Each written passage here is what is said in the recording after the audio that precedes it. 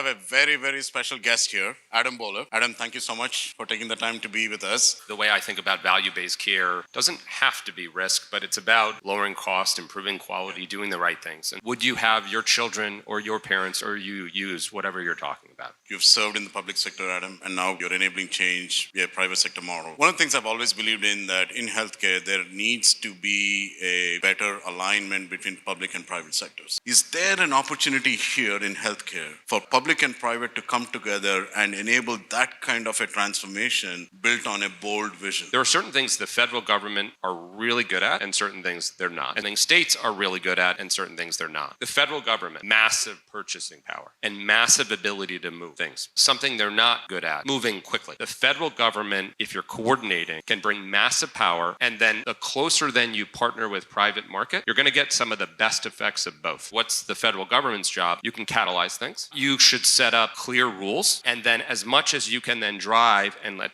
private sector execute on that, you're going to get really good results. What's interesting about healthcare is, one, despite the fact that people politicize one way or the other, we pretty much have the same goals. My role, CMMI, it's to lower cost in healthcare and improve quality. What we see as well is when you decentralize and distribute care, there's more care. Can we create a model that can sustain, and how can we solve for health equity? Health equity is more complex because of the structural inequities. It's going to take a lot more effort by a lot more sectors than just healthcare. But I think we are at it. I think as an industry, we have the focus now, and I believe good things will happen in the future. One of the huge benefits of value-based care is that it creates an incentive based on improvement. In a fee-for-service environment, that doesn't necessarily happen. It is a natural drive toward disparity. If I'm in value-based care and I'm thinking about outcomes-based payment, I'm not sure how interested in I'm running to take care of me personally. Value-based care is not a one-dimensional solution. I think it's going to lead to a lot of good things down the road. How do you see the policy changes, the incentive changes, everything being fueled or empowered by technology and data? One of the beneficial changes here, and I hate to talk about it because everybody jumps on something like this, there's two big trends from a data perspective that are relatively helpful. One is, I think that the decreasing cost of genomics and running tests, which drives more specific information. That's very helpful to medicine broadly. The second thing that I believe advances on the regenerative AI side are more real now. It's a little bit different. The applied uses should be more than just annoying people on the front lines. I believe that data element combined with actual things that do something on the